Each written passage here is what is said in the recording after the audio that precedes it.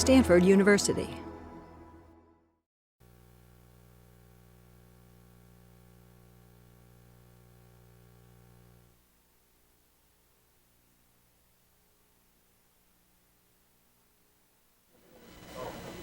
Welcome to the seminar on People, Computers, and Design.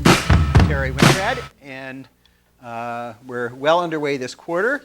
Quick announcement, next week we have Bobby Fishkin from a company that he started called Reframe It, which allows you to have you can comment on web pages without the person who wrote the web page having anything to say about it. It's an external third-party way to comment on pages that's gotten a lot of traction. The company's doing very well, and Bobby's one of these young guys with a lot of energy, and some of you may remember Tristan Harris from earlier this year, the kind of we're going to make it happen view. So I think it's going to be fun. Today we have Dan Saffer from Kicker Studios, and I guess I would characterize him as being second generation in a couple of ways.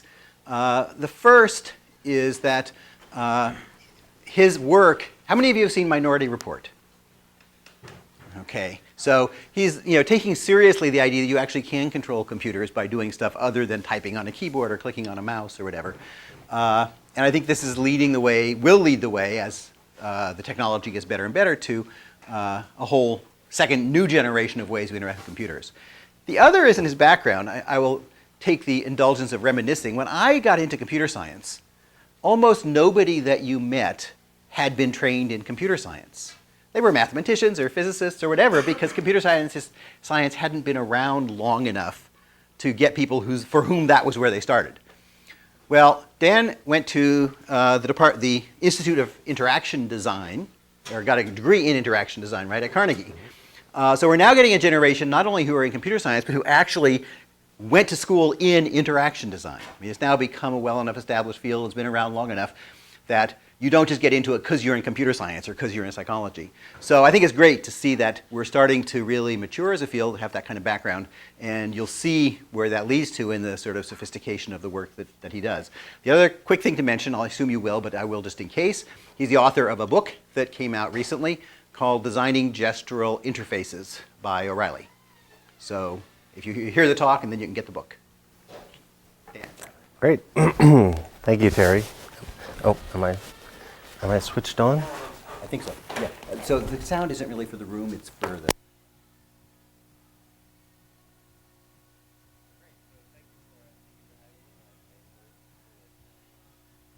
That I never could have gotten into as an undergrad. So I am Dan Saffer. I'm an interaction designer and one of the principals and founders at a company called Kicker Studio. And I kind of grew up on the web. I started working on the web in about '95 or so, back when the web was all shiny and new, and did a lot of work. I'm not on? Yeah, just turned on. No, you should. There. How's that better? So I started my career in interaction design on the web, doing software and those kinds of things. But about 2 or 3 years ago, all of a sudden I started to do work on touchscreen devices, and I said, "Wow, this is really interesting. How can we do this? How do we design for this?" And I started looking around for resources about this, and found that there really wasn't all that many. Eventually, the book that Terry mentioned kind of came out of me just looking for my own stuff to help me kind of navigate this brave new world of interaction design.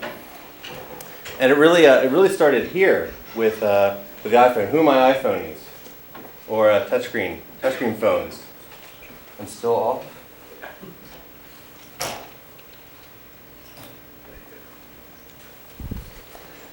Okay, let's keep this going. I'm going to try to have a technical problem about every 5 minutes or so. So iPhone folks, who are my Wii players? Bunch of you. How many of you have used one of these? These are the Dyson Airblade, which I think is the most unfortunate name for something that you stick your fingers into. Who names that? But yeah, so they're for drying your hands in public bathrooms. And the really interesting thing about where we are right now is that restrooms are becoming the new interaction design labs of the future, because you'll see more interactive gestures taking place there than almost any other place that we know of.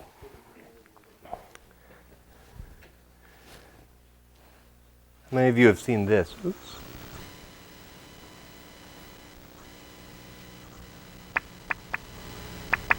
Great scars on the face of the earth appear to be lifeless, but surprisingly, none are.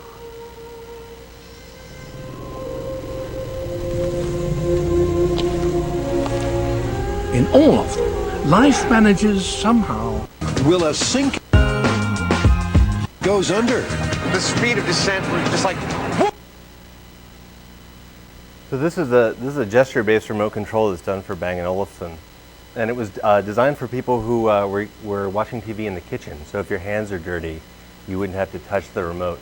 So it's a way of doing that.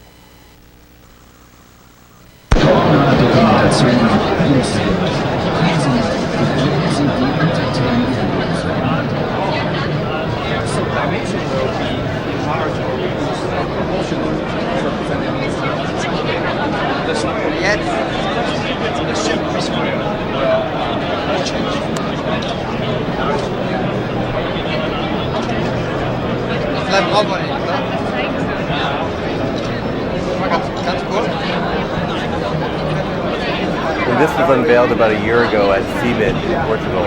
This is T-Mobile's transparent ball. So Minority Report, which was done in about 2002, was set some 20 years in the future, and here only 6 years afterward, we're at that point, and we've kind of gone even past this at this point. And then, of course, some of you, I'm sure, have seen Microsoft Surface, the so-called big-ass table. This is the big-ass globe. Surface device, but instead of the flat surface, it uses a spherical surface. This device can sense multiple simultaneous contacts, which allow multiple people to interact with the device at the same time. So this is a simple photo browsing application that illustrates our interaction concepts. We can move images around, and we can also resize them. And we also have a little bit of physics that helps us actually by allowing us to throw things around, so we don't have to reach necessarily where we cannot reach on the other side of the display. The application itself has an interesting property in that it reorients all the images with respect to the North Pole. That way, no matter where the pictures are located, they end up correctly being oriented. And this allows us to actually easily share them with somebody on the other side because images reorient themselves. There are also several other demo applications that we can select. For example, instead of viewing photos, we can end up viewing videos directly onto the sphere.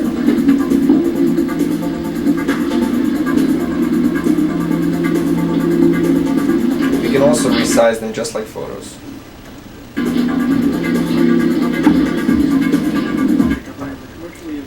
Next application is a panoramic image mapped directly from a Microsoft Roundtable device onto our sphere.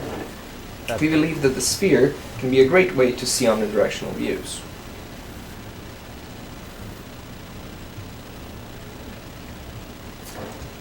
Last, we also have a simple globe application in which the user can control the orientation of the Earth by simply moving their fingers.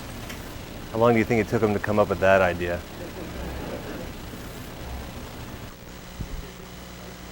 Yeah, exactly.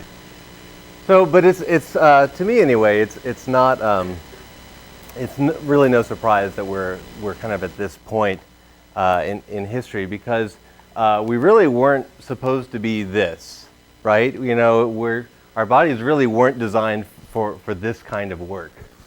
Our bodies were really designed for this, right?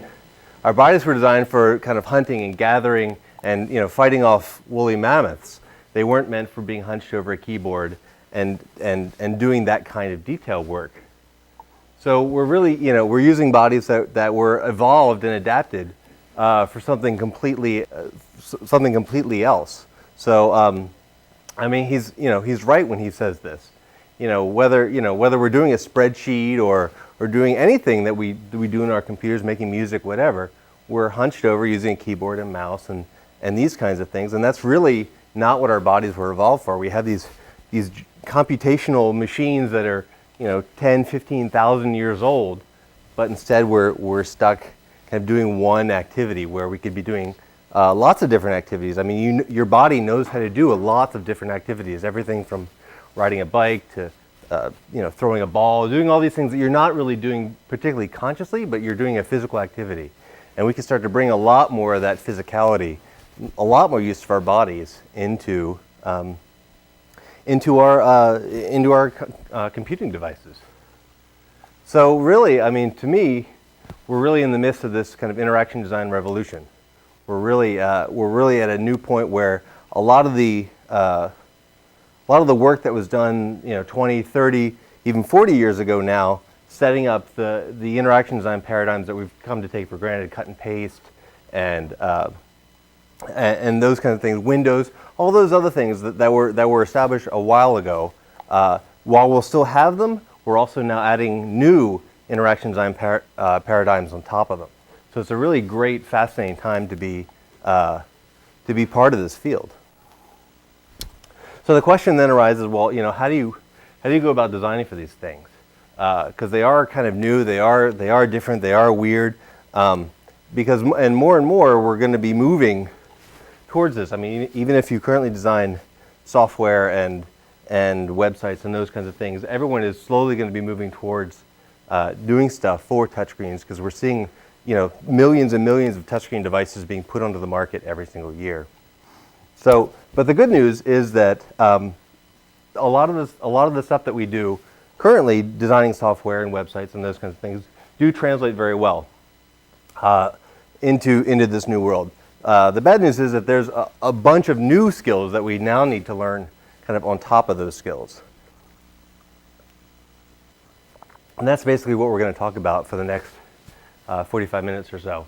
So here's kind of a list of the things that we're going to discuss. The first is we're going to just do a really brief history and look back and see kind of where this technology came from. Talk a little bit about sensors. We're going to talk about kind of one of the main usability issues with touchscreens, which is touch targets. We're going to talk about some current patterns that are happening right now in the field, both with touchscreens and interactive gestures. And then we're going to talk a little bit about how we actually go about designing things. So, and that includes documenting gestures and prototyping gestures.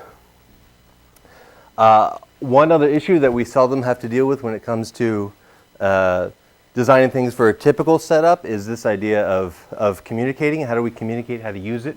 If you look at things like your iPhone, for instance, they're kind of black glass slabs. How do you actually learn how to use an iPhone?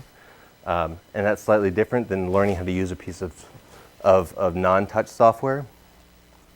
And then the very last thing we're going to talk about is how do you go about choosing what the appropriate gesture is for what you're doing. So the first thing I want to define is gesture. What do I mean by that? So a gesture is any physical movement that can be sensed or responded to by a digital system that does include mice and those kinds of things. So a wave, a nod, a touch, a toe tap, all these things can be a gesture. And I'm not really kidding about like anything can be a gesture. I mean, this woman is controlling her iPod through winking. She has this little device where she can wink and fast forward through. So it's very kind of these very small gestures. So, hopefully she doesn't see anyone on the street and, get her blink on. But touchscreens really aren't really anything new. Touchscreens and gestures and face are things that have been around since at least the 1970s, if not into the late 1960s. And this is actually the first commercial touchscreen that was ever built and sold, which is the HP 150, which was put out in 1983. So it was a very kind of crude touchscreen on it. So it kind of got your cursor kind of where you put your finger at. This is something for those of you who think the Wii is brand new. This is video plays from the 1970s where people interacted in rooms with each other, and they had these kind of silhouettes, and they played with these kind of digital objects in space. It was a set of cameras that captured all the movements. And apparently, it was so kind of realistic that even though you were in different rooms, and if your silhouettes bumped, everyone kind of jumped back. So, kind of interesting. So, and for those of you who think that the iPhone is new, this is Simon, which is a touchscreen phone that came out by IBM and Bell South back in 1994. This is the actual size of the phone too. So, it was unfortunately a commercial failure, but it was really the first touchscreen mobile device. And of course, we've had kind of touchscreens in point-of-sale stuff for at least 20 years. You see them all in restaurants, in bars, in kind of retail settings. And some huge percentage of retail settings now has some sort of touchscreen already installed. It's something like 90%, according to the Restaurant and Bar Association. And then, of course, you start to see them like kind of migrating out from retail spaces into these more public spaces like ATMs, things like the JetBlue check-in kiosks, those kinds of things. So, so we've really kind of been training a population of people how to use touchscreens over a long period of time, but it's only until recently that somehow the field exploded, and so we're really talking about two different kinds of things here, either sort of direct manipulation through touchscreen, or kind of more indirect manipulation through gestures in space.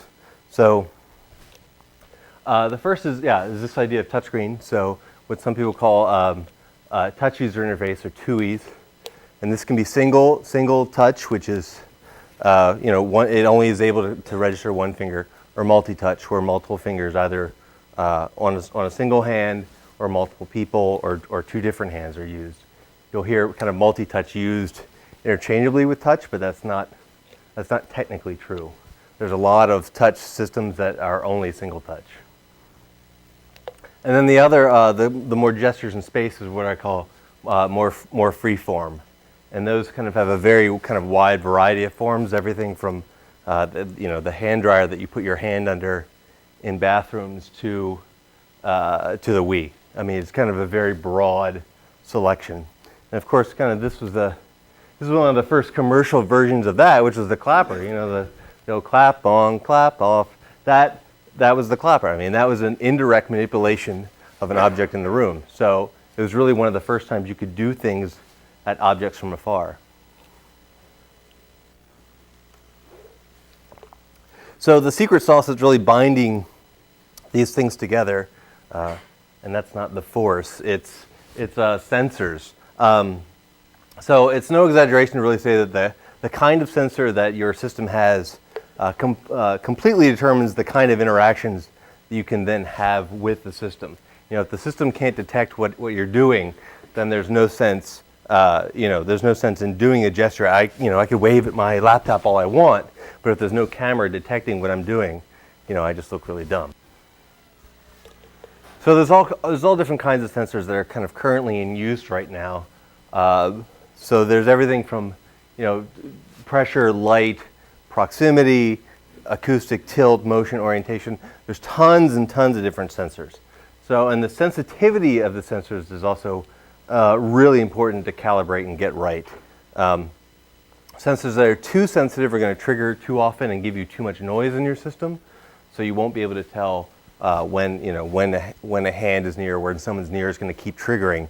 And then a sensor that's too dull is not going to fire often enough, so you won't be able to tell when an action's taken place.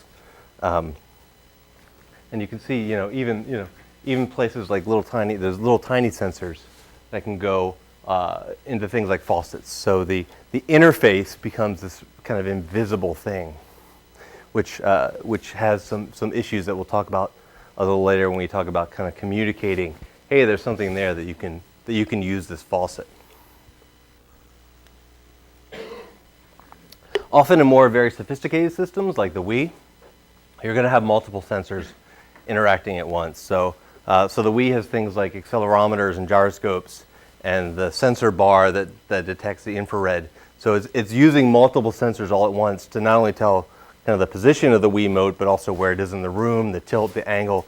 It's a very sophisticated kind of device.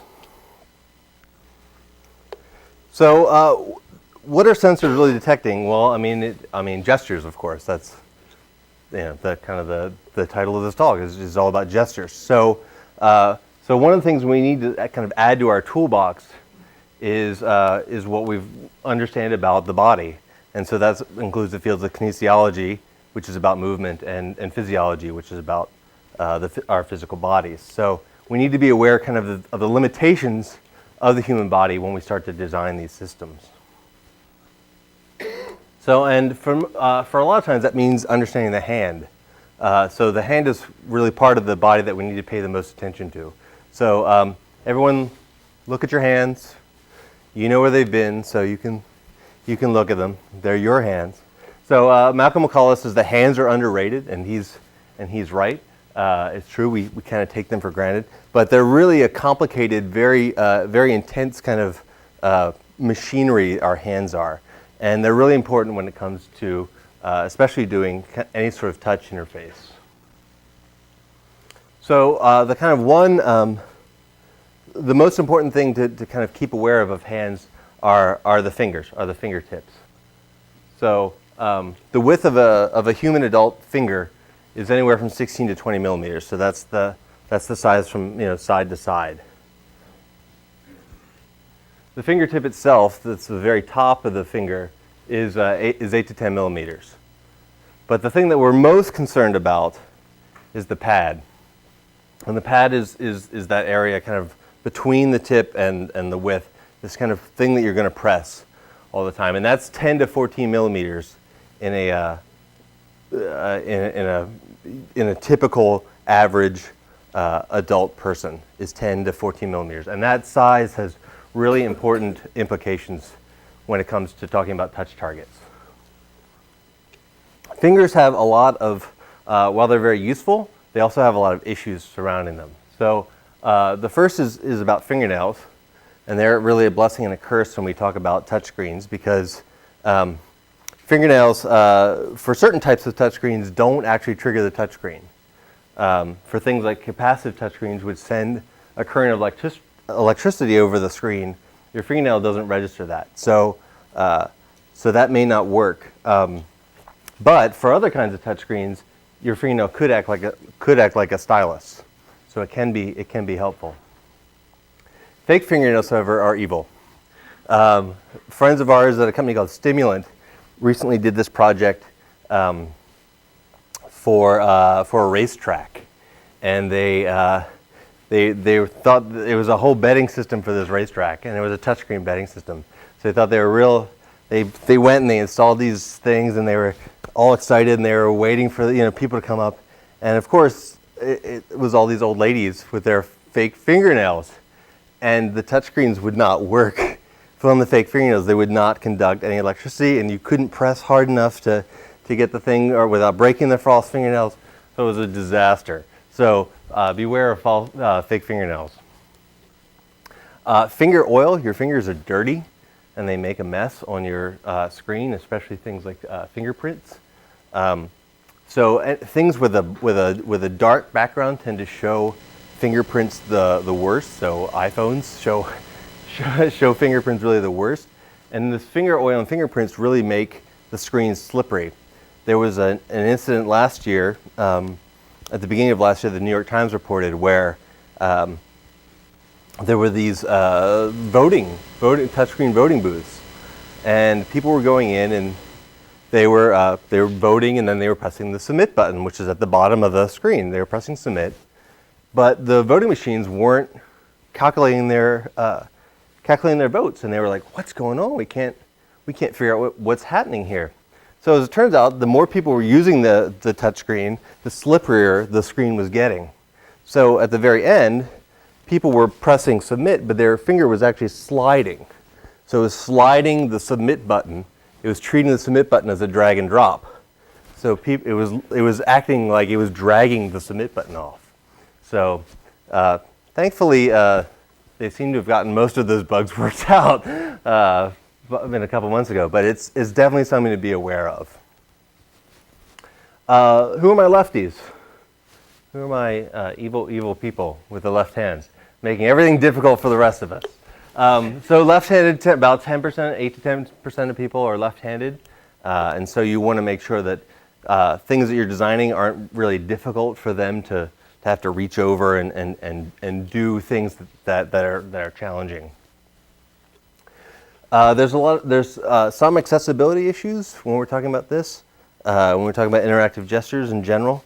Although for a lot of things, there are touchscreens have been actually shown to be much better than your traditional kind of mouse keyboard setup for disabled folks. Wrist support is especially an issue, and you'll see this actually with things like the Hewlett-Packard Touch Smart system. Have any of you seen this? Where it's a big touchscreen attached to kind of a keyboard, but you're having to reach over and do lots of kind of touching kind of far away, and there's no wrist support when you have that. So this gets really tiresome after a while. You know, doing things kind of out in space without any kind of wrist support is very tricky.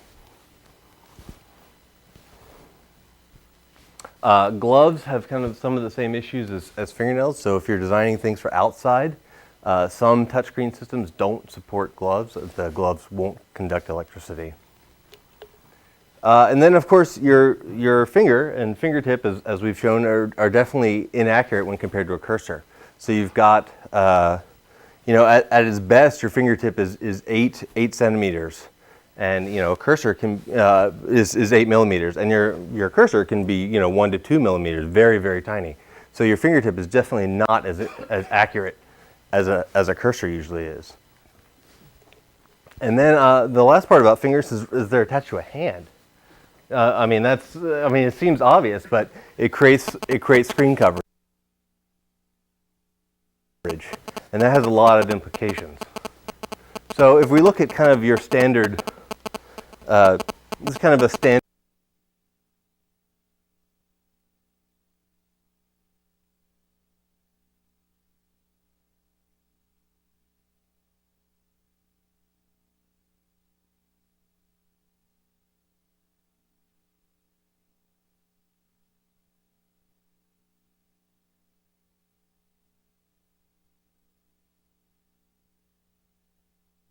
It's a real issue.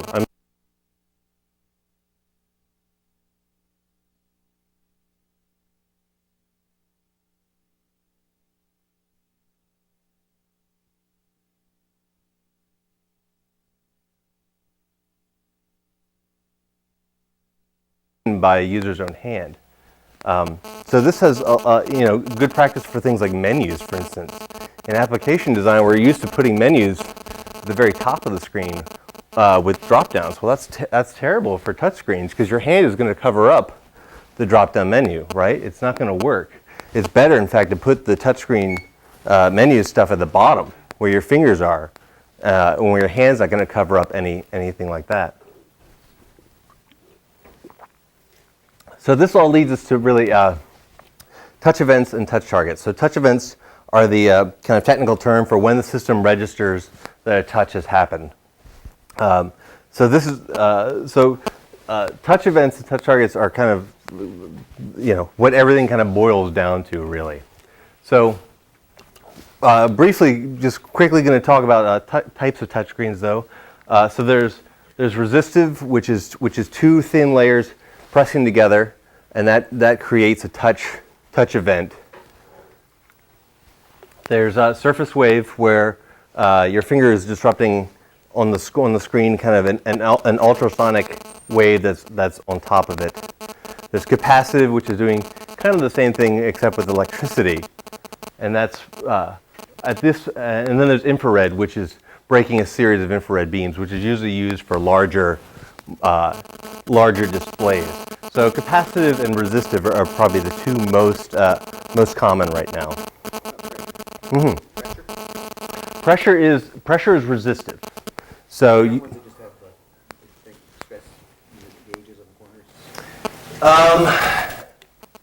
Yeah, I mean, that's, I mean, there's kind of a, yeah, I mean, if you're, yes. So those pressure ones, we'll discuss the categories later, but flip through them. So touch target size. So going back to where we were at with the finger size. So the first thing we need to do is remember Fitz's law, which is simply saying that the time it takes to get to a target is equal to the distance to the target divided by the size of the target. So you want, and Fitz's law still definitely applies when you're talking about using touch. So you need to make the targets large enough and close enough so that it's easy to get to them. So you want to make them as close to the user as possible, without the user covering the screen with their hands, the screen coverage stuff that we talked about. And then the most important one is you really need to create reasonably sized targets. And these targets, you're going to want them to be about the size of what we found out with the fingertips, with the size of the finger pad. So from 10 to 14 millimeters. And so just to do kind of a size comparison here, so you've got your quarter that's about 25 millimeters round. The dime is 18, and then your average keypad thing is about 13 millimeters, which is perfect, right? It's a perfect size for your finger pad to touch. And then you get down to really tiny things like a traditional button on a BlackBerry is about 8 millimeters. And then on the iPhone, you get these very, very tiny keys at 5 millimeters. So you're saying, but Dan, wait, you just said, don't make it this small. Keep it about this small. How do they get away with 5 millimeters? Well, there's two tricks about working with touch targets. The first is this idea of iceberg tips. So iceberg tips are when the icon that you're doing, that you have to represent the button, is actually smaller than the actual touch target. The touch target is bigger, but it's hidden. So you're only seeing the very tip of the iceberg, which is, in this case, the OK button, but the actual space around it is bigger. Now with things like the keypad, they're doing what's called adaptive targets. So adaptive targets are making on the fly iceberg tips. So for instance, if I start typing the letters TH on my iPhone, it's going to guess that the next letter I'm going to type in this area is probably the E. It's not going to be the W, the R, the D, the S, blah, blah, blah. It's going to be the E. Because TH and then E is very typical in English. So it's actually making this target larger. It's making an iceberg tip out of that. So the touch target is that whole area, which is in our touch target range. But we still, it doesn't make the E like this giant thing. It just makes the target larger.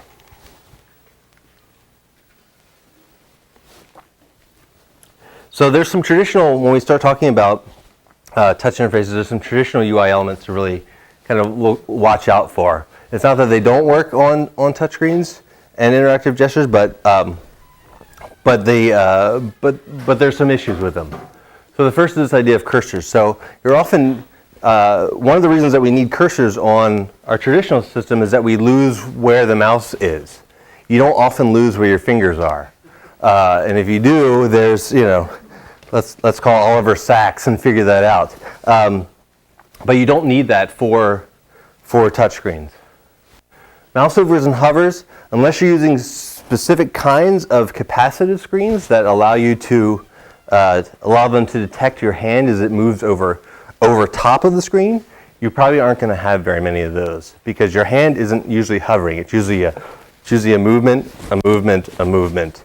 You're not usually doing this. Double clicks are tricky with touchscreens. It's not that they can't be done, but they're just a little bit more difficult than a single touch. Right clicks, again, there's unless you're moving into a different mode, you're probably not going to be using very many right clicks. And then things like selected default buttons.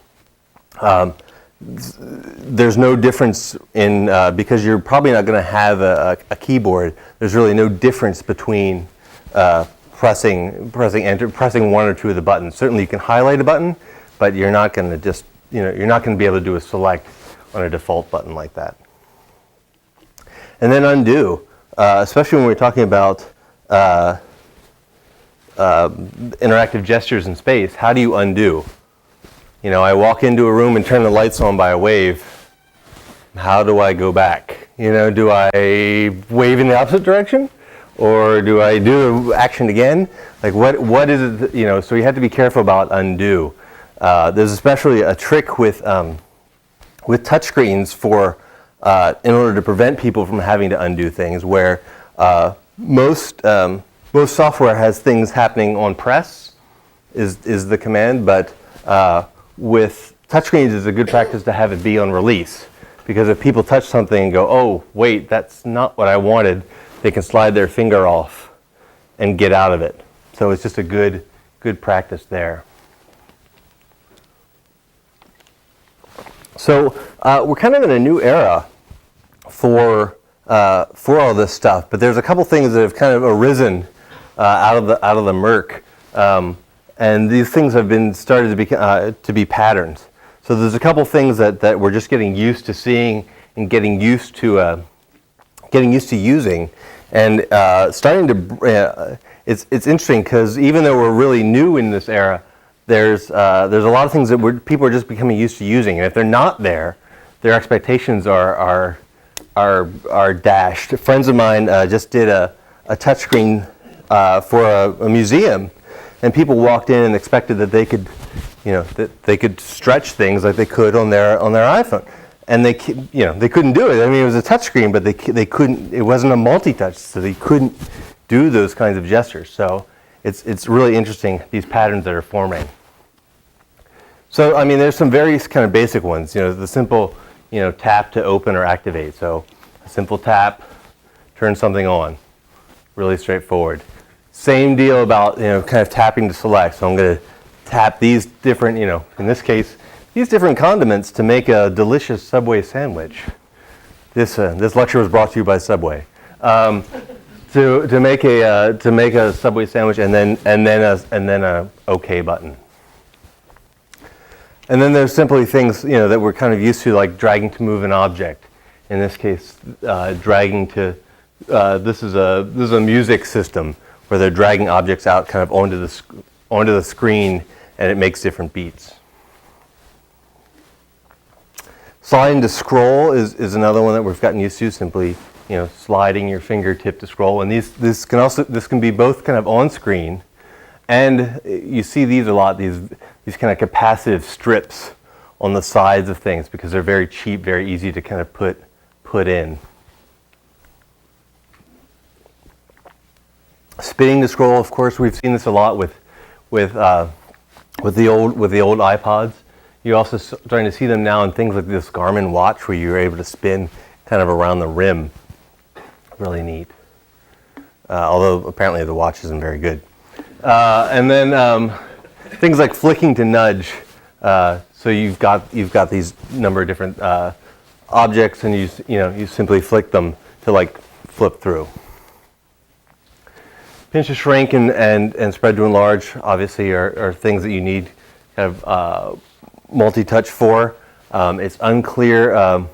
Apple is trying to say that they own this, which is an interesting case. It'll be an interesting case in patent law. I'm not going to talk too much about patents because it's bad to do that. But it's interesting because this pattern has actually been around for about 15 years. So it's interesting that Apple's trying to own it. And then there's weird patterns that are starting to arise too, like things like ghost fingers. Ghost fingers are when part of the device that you're working with becomes opaque, and you can actually see your fingers on the back of it or inside it.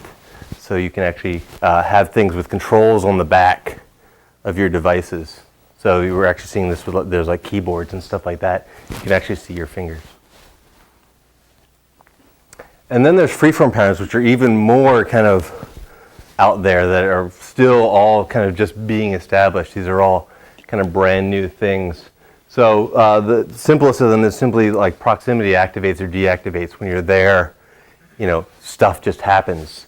So this is a really nice example from Philips Lighting, where as you sit on these chairs, depending on how long you sit and how relaxed you are, the chairs light up a little bit more, and they become a little bit more mellow over time. This is a moving body to activate, so there should be some sound with this. This is Danny Rossum's wooden mirror project, if somebody's ever seen this.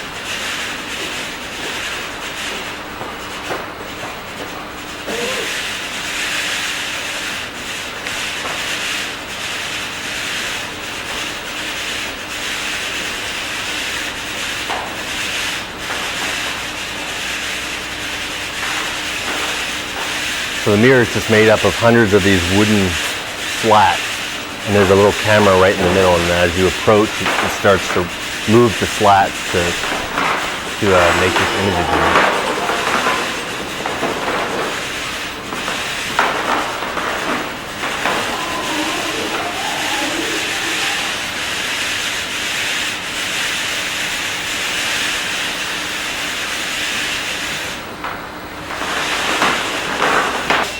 Yeah, so this is what the flats look like. Yeah, they're each attached to a little tiny servo motor, and they're just flipping constantly over and over again. Point to select or activate, that's another one that's becoming, another pattern that's becoming common. You see this all the time with Wii, where you're pointing the Wiimote. This is a guy actually out on the street now. They have these kind of street views where you're able to kind of point and do some stuff. Waving to activate is another big one that's coming. These are lights that you kind of wave your hand over top of, and the closer you are to the light, the less the light lights up, or is it more the light lights up? I forget which one it is, but depending on how high your hand is over it, that's what triggers it. Rotating to change state is another interesting one. I mean, you see this a lot with phones and stuff, where you're able to change simply like from portrait to landscape. Some things, like, and this is the box of soap project from MIT, are going like one step further, being really more sophisticated with it. So this actually changes its functionality based on how it's rotating. So if you hold it like this, it's a camera. If you hold it like this, it becomes a phone. If you hold it up to your ear, it becomes a phone. It becomes a game player based on how you play it. So lots of really neat stuff there. Step to activate. Any Dance Revolution maniacs out there? So you see a lot of this kind of stuff. I mean, a really basic, ones of these are certainly the old pressure pads where you walk in, into your supermarket and the door opens. Basically, all the same kind of thing. And then things like shaking to change state. These are lights that you shake to turn on.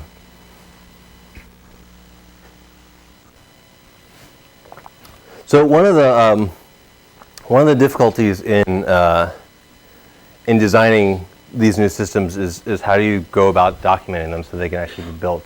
Because they pose a couple different challenges that kind of traditional documentation doesn't really handle. The first thing that I did when I started researching this was look at dance notation, and dance notation is painfully hard. Painfully hard. These are just some stuff from different dance notations, and this is probably about 2 seconds of time.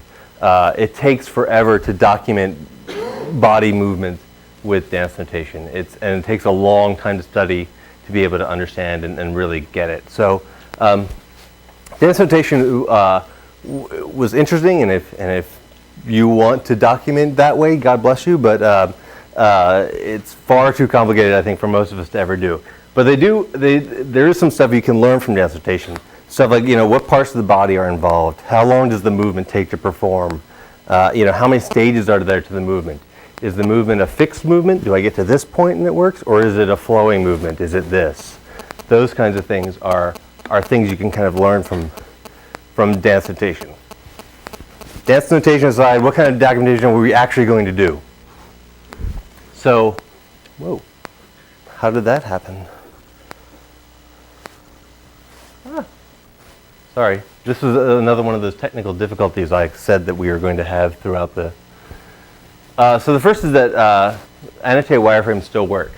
So having wireframes and simply saying things like, you know, for really basic interactive gestures that are easy to understand, in common use, that are common patterns, and have a simple action that's related to them, are ones that are the ones that are going to work. So things like tapping the logo will bring the user back to the main screen. Done. Some of our documents though are going to have to get a little bit more sophisticated. You may have to bring in some things like architectural elements, and this is from our friends at Stimulant. So you may have to add in more detail about the human figure and the space in there. So here, for instance, you know, it's showing kind of the vision lines and where you can touch, and you know, the size of things. All those kinds of things you may have to bring in, especially for any kind of installation display. You can do things like keyframes. This is a keyframe, and keyframes are actually stolen from kind of classic animation, where the senior animator would you know, draw the anvil and then the crushed coyote, and the junior animator tried to fill in, you know, the anvil falling. But keyframes allow you to do to add these like little bits of information visually into your wireframes that allow people to understand what's going on in a way that would be difficult to explain in text. So, for instance, here, like the thumbs moving to either side. I mean, that would take you a long time to determine, you know, to write out in text to figure out what would be the best way to do it. Here, it's just a quick, simple drawing. You can also do these as you know, photographs if you're not a really good illustrator. We also have online at Kicker Studio. We've actually put up some of these hand drawings. You know, if you just want to drop them in Visio or Illustrator or something like that. So so keyframes are these really kind of important, nice, easy things that you can kind of do to supplement your wireframes.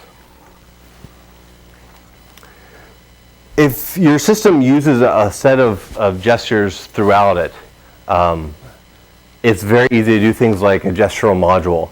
So this, for instance, is from the iPhone gestural module from the SDK that they put out. So it's basically showing you, hey, here's everything that works across the entire system in just one quick place. So, you know, drag, you know, scrolls or pans, done. You know, so it's just this kind of quick reference guide so that you don't have to be constantly saying, oh, what does that do on this screen? It's just a way to kind of put it all out there. You can also do them in a very kind of visual way with just some really simple drawings as well.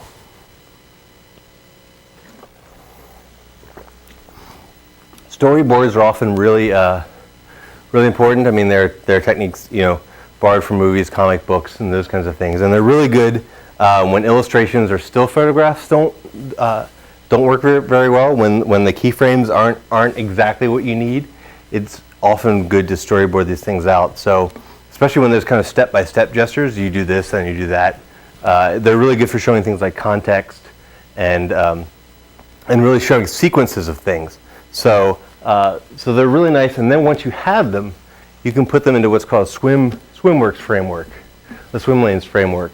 So you can put them all kind of at the top, and then you can show in different lanes of the swimming pool here, you can show different things like the business rules. You can show the technical requirements. You can show, you know, tell the story, tell various things all kind of in this one document, and it's really a nice all-encompassing thing to really show. Wizard is really easy to understand.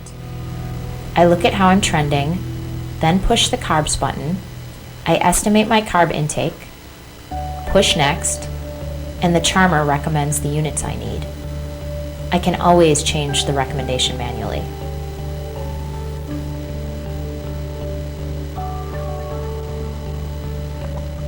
At the end of the day, I put the charmer into sleep mode, which has different alarms and settings for when I'm sleeping.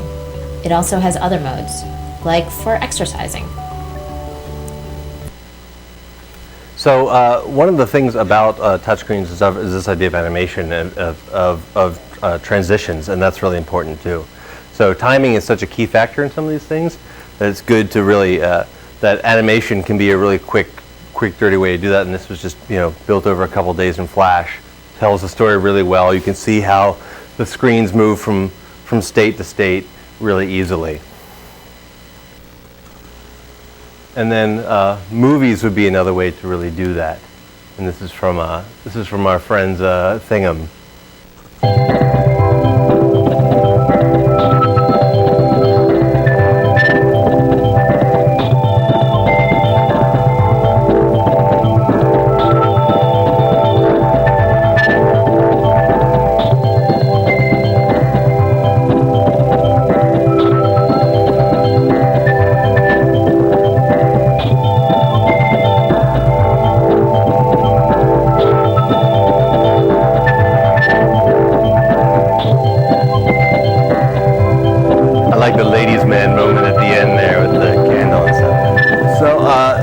So that's, movies are simply another way of kind of showing the story and doing things. They did that kind of in an afternoon, and that was just, and movies don't have to also be this kind of whole scenario kind of thing. You can shoot a really quick movie like, I dragged this way, and this is what happens. And they did it with, Photoshop files and just, doing really fast cuts. So it doesn't have to be this really sophisticated thing, but it's just another quick way of putting stuff together.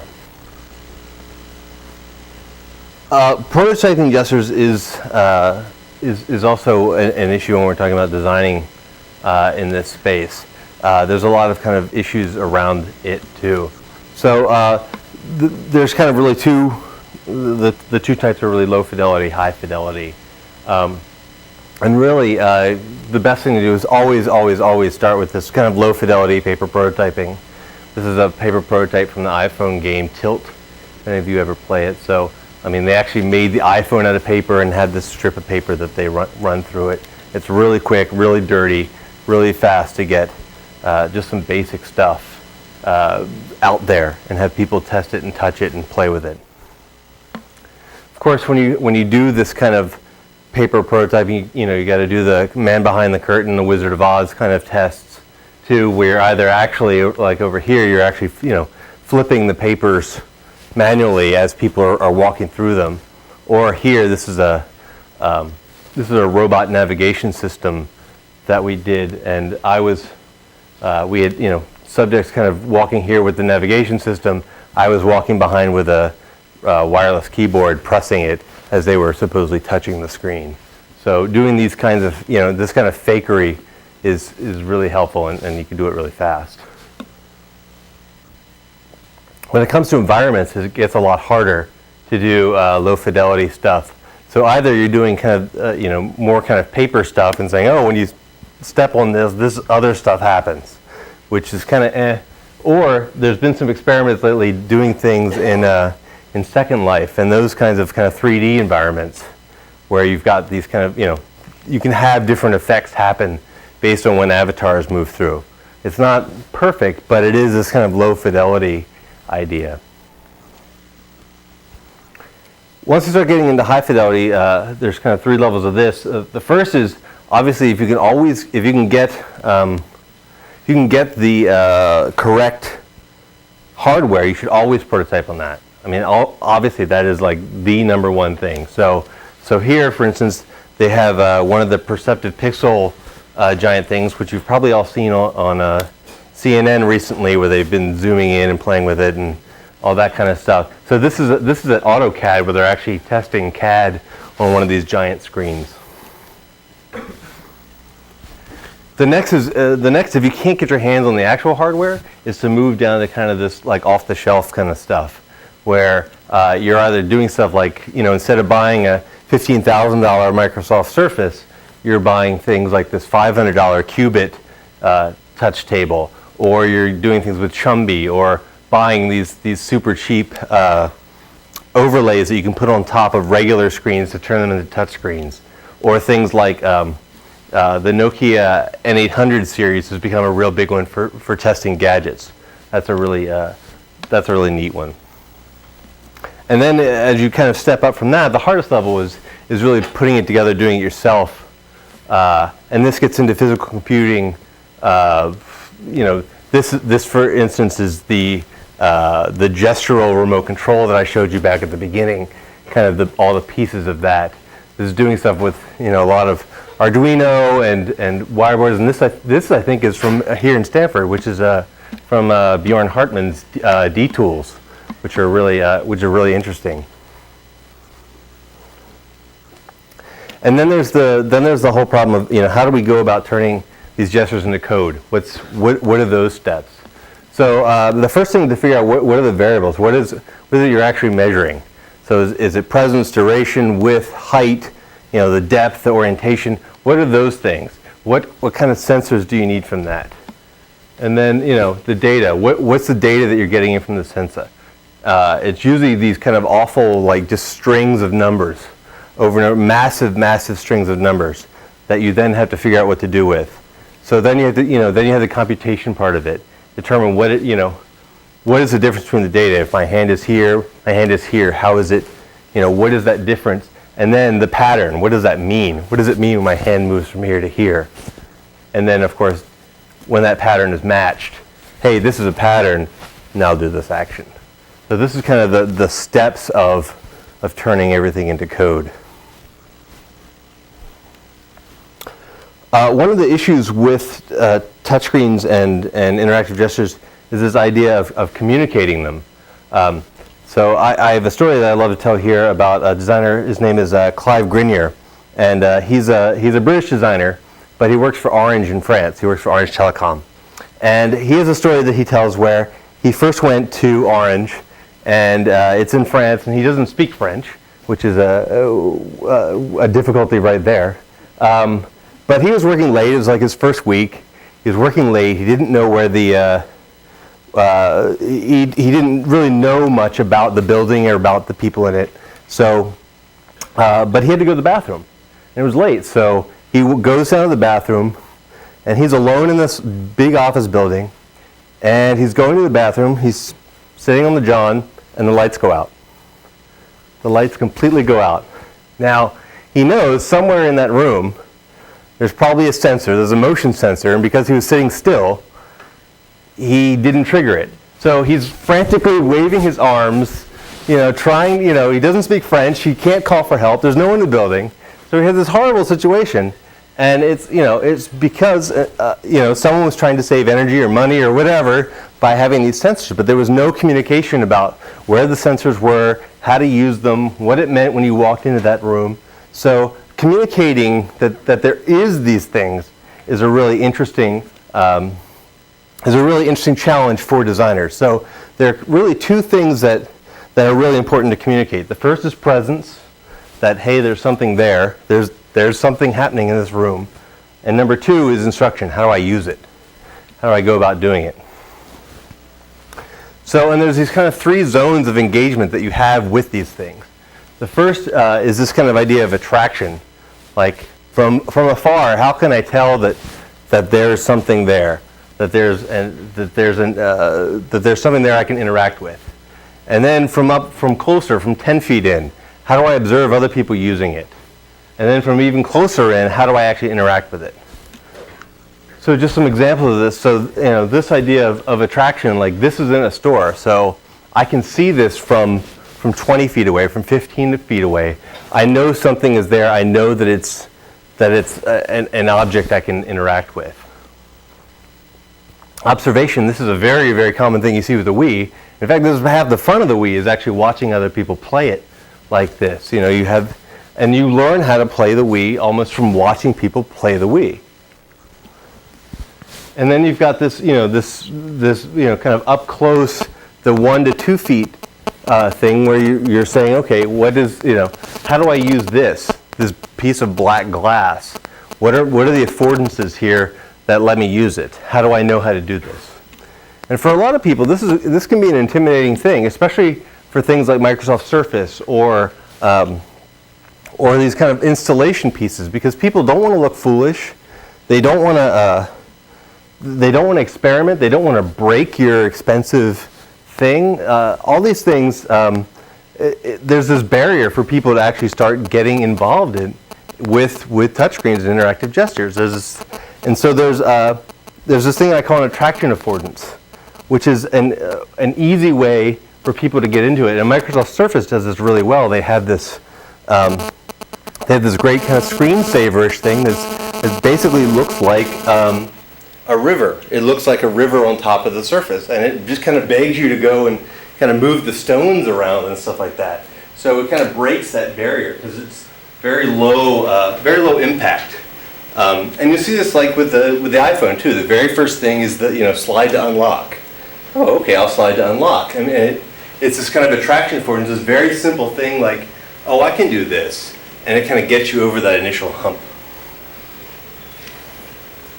Once you start getting to instructions, there's a couple different things. So this idea of written instruction, or as I tend to call it, click here to click here to touch here to start, or that's what you always see. This is from the New York Transit, and so it has touch here to start, touch start, start. This hand is actually an animated hand urging you to start touching. And the funny thing is you can touch anywhere on the screen to start it too. You don't have to touch up in the corner. But they overcued it because they found that most of the people there had, because when they started this project, they were like, oh, well, most people have an ATM. They've used some kind of touchscreen in the past. And actually it turned out that wasn't true. Like 40% of their riders had didn't have an ATM, didn't have an ATM card. So this was a number of years ago. So this is so probably more people are kind of adjusted to it now. But this is definitely an idea of this kind of over-queuing. Little illustrations sometimes are really great for kind of basic things used all the time with wave to do it or put your hands under. When words are really cumbersome or could be misinterpreted, or especially in kind of foreign. If you want kind of a range of people to use it, illustrations well done can be a really nice thing.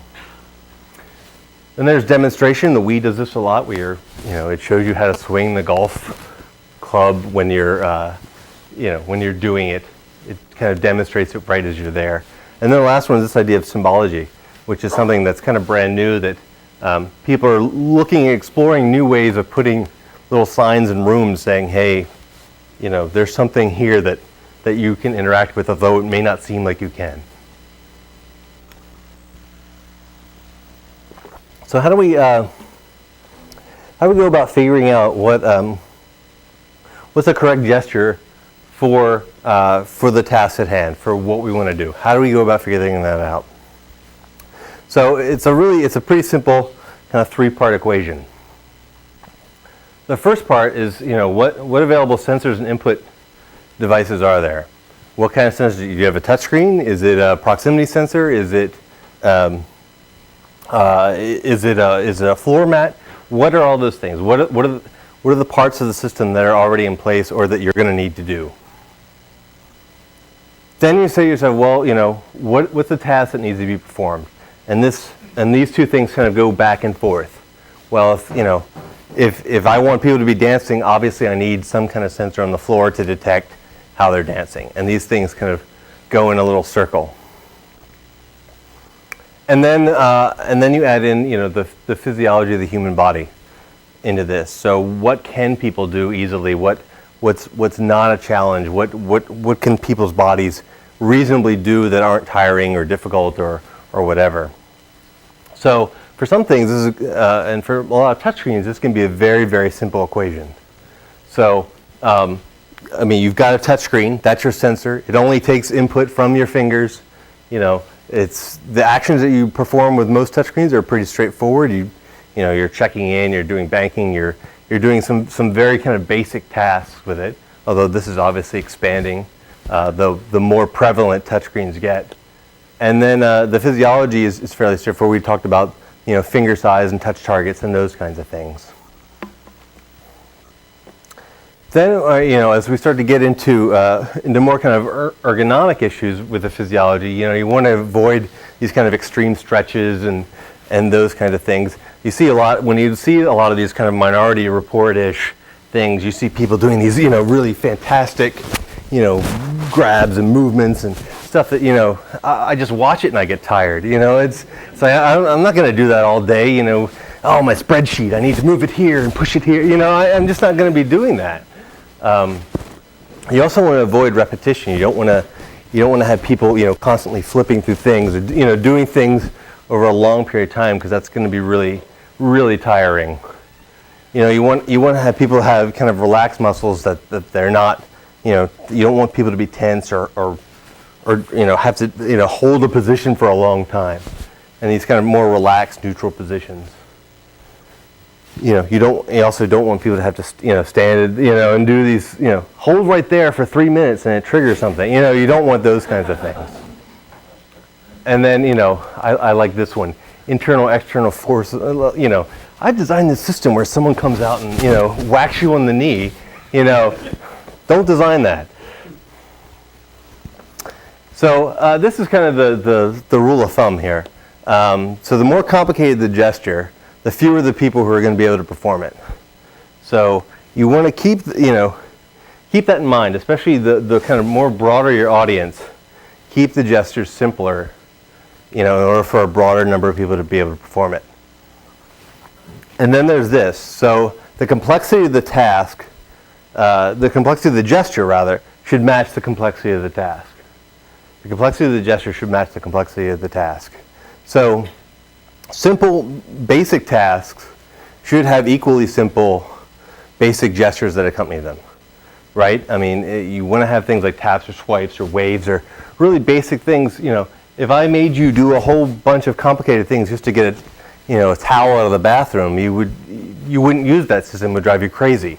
You want something, if you're coming in to turn the lights on, you want to be able to just do a simple movement, same as you physically do right now with flipping a switch. You want to do something very fast, very easy to turn that on. So, but let's take kind of the light switch example. So you want to come in and turn the lights on. So that's a very simple task, right? So you want to wave, simply, turns the lights on and off. But let's say you want to dim the lights. So that's a little bit more complicated, probably not going to do it as often, but maybe, you have one hand and you lower it. But let's say you want to dim the lights for the whole house. You want to take the whole house, which is something you're probably not going to do very often, but it's more, it's definitely more like cognitively complex. You actually really want to dim the lights for the whole house, but maybe that's two hands. It's slightly more complicated because the complexity matches what you're trying to do. So this is not, of course, to say that very complex actions need to have very complex gestures. That's not, ideally that would not be true at all. Some complex things certainly can be simplified with a nice natural gesture, but you don't want the more important thing is to keep the simple things simple. Because really, the best designs are those that dissolve into behavior, and this is what Naoto Fukasawa, the great Japanese industrial designer, really said, and he was really great at this. He had these, just for one example, he had these great umbrellas that he made. He found that men in noodle shops were coming in and hanging their umbrellas, and standing up and eating their noodles. And they were hanging their umbrellas on the edge of the bar. So he created these umbrellas that had these little suction cups on the tip of the hook, so that they were easy, so that they would hold onto the bar a lot better. And so it was a beautiful design, and it really dissolved into the behavior that was already happening. And that's, and that's really kind of what we should really strive for when we're doing these kinds of products. Is really stuff that would be natural to us anyway. So the best really, these most natural designs are those that really dissolve into the behavior. It matches the behavior of the system with gestures that you may already do anyway, or may have meaning that you may already assign to them anyway, to kind of assign that behavior to it. So, and I think really for me, this is kind of the promise of interactive gestures in general, is that it'll be this kind of empowerment of our natural gestures, giving our natural gestures more meaning, more influence. I turn and go down a hallway, and the lights light up in the hallway. I put my hands under a sink. The water comes out. All these things that are and that's really the promise of interactive gestures, is that it'll enable all these things that will be meaningful and beautiful and elegant and hopefully very fun to use. And that's really my talk. I hope this has been kind of a good overview and intro to this, and I hope you're all prepared for this kind of brave new world that we're all headed into. As Terry said, I have a book, Designing Gestural Interfaces, if you really want to get deeper into this, and that's basically it. My company is Kicker Studio, and there's the book is Designing Gestural Interfaces, and there's a sample chapter and stuff online if you'd like to read it. So thank you very much.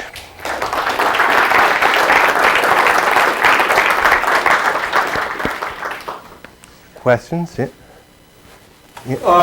So I come at things from the perspective of accessibility. I'm just wondering, is there any work being done in terms of tactile response when you do a touch gesture, you get some kind of tactile feedback? That's kind of like the next new thing is combining some kind of haptic feedback with what's traditionally been more visual feedback here.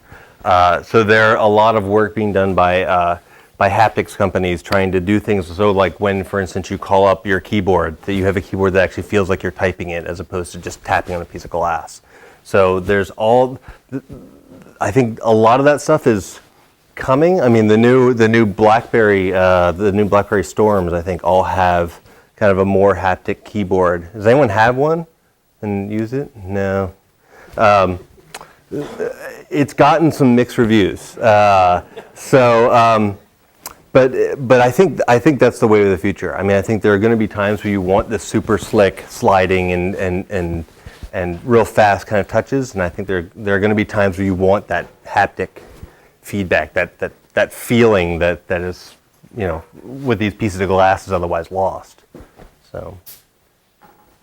Just curious to hear a little about recognition. It seems to be a big jump from a touch screen, whenever your finger is on it, it's pretty likely that you're trying to do something, to freehand gestures where most of the time you're moving around. Are those really different kinds of design? Yeah, so the question was, is it a big jump to kind of freehand gestures and what kind of the recognition kind of stuff is for that? And yeah, I think it is. There is a kind of a big leap for it. I mean, touchscreens are kind of a more mature technology at this point. And even though there have been kind of camera-based stuff going back to the 70s, there have been this kind of camera-based stuff, but it's difficult to detect. It's harder to detect patterns in floating space than it is obviously on a screen, because you need something. You need cameras. You need a lot more sophisticated sensors really to do it. We've been working on a project now with cameras, and as the farther you get away from the camera, the less granular it gets. So you have these kind of blobs that are moving around, and how do you start to design for, okay, I see a blob over there. Is that a pattern? Is that a person coming in? Is it a person moving? What are those things? So yeah, I think I think freeform gestures are in a much kind of more raw state now, because the sophistication of the sensors is still in a rawer state. So I think it is tricky, and especially because there's a lot more false hits. So if that the system kind of has to filter out. So if I come into a room and wave, am I doing that at my friend or am I doing that at the system? Am I panning my hand across? Is there a difference between this? And what if I'm lazy and I kind of do that? There needs to be a lot more flexibility built into the system when it's a free-form system. Anything? Yep. One of the great opportunities for multi-touch is having a collaborative workspace for multiple users. Can you talk a little bit about strategies for designing interfaces for a collaborative workspace and also ways for differentiating between users? Yeah, so the question was there's a big push now towards collaborative workspaces and using multi-touch for them. Yeah, I mean it's kind of they have now. I've seen these pictures of these like super large giant tables where multiple people are able, and you can see it for that one kind of wall where people were doing it, and it's actually a really technical challenge being able to detect multiple people, and how do I know that these two hands are related to this person, these two hands are related to another person. I unfortunately have not had the opportunity to work on anything that size yet, but yeah, I think it's going to be really interesting to figure out. The larger the table is, how do you pass things between zones? Is kind of going to be is my just kind of off the top of my head guess, because you're going to have zones of working around these tables, and maybe the zones shift based on okay, so I know that these two hands are manipulating this, so they're one zone. But then you say, okay, so there's another group of people over there. How do I pass them a document across the table? So, and then kind of the interplay between the zones, I think is going to be a really, there's some really interesting challenges there. So I don't think, I think in the next year we'll start to see a lot of that stuff kind of coming out. So I wish I had a better answer, but that's as much as I know, really. That's my guess. Yeah. How do you do UI testing on a smartphone, for example? You look over their shoulder, or does anybody build software that analyzes the touch motions as it goes along and lets you analyze it later? I think there's a number. You can certainly use a camera looking down is kind of an obvious one. But yeah, I imagine that there are, although I've never used one. I'm trying to think. When it's, I know that one large handset manufacturer I can't mention definitely has a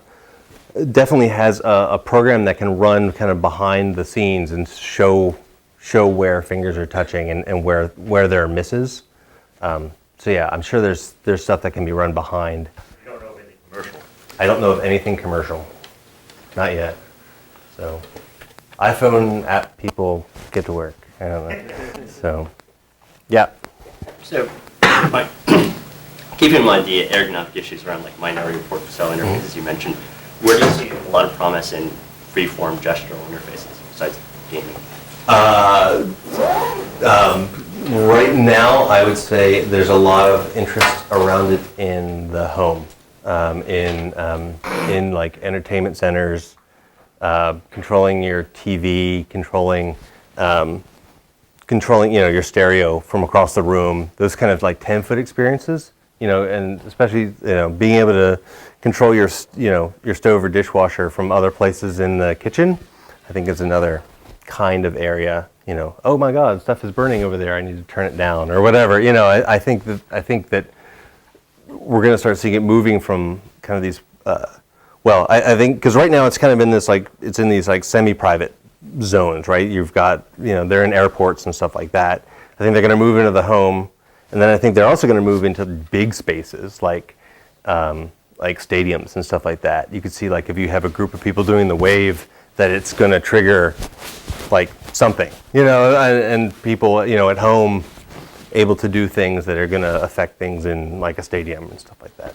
So I think that's where the opportunities are going to lie, kind of on either side of those things. Because in these kind of semi-public spaces, the possibility for embarrassment and doing things is pretty high. I don't want to be doing these kind of broad, especially broad movements in public. I don't, unless it's something that's deliberately set up as kind of like an art installation and I'm deliberately messing with it. I think that that's just it's a limited set of things. But, tomorrow something could launch and it'd be like, oh, well, that Dan's an idiot. He should have thought of that. Because, the hard part about doing these kinds of things and writing the book is that the field is shifting under our feet. Even, something could launch tomorrow and it would be really cool and it'd be like, oh, God. Because I wrote, 3 years ago I wrote my first book, which is an introduction to interaction design.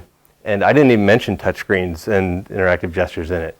And that was just, that was 3 years ago, and all of a sudden it's like, wow, these are everywhere. So, and we'll see. Anything else? Well, thanks for coming out. Good luck tonight, those of you who have a thing today. So.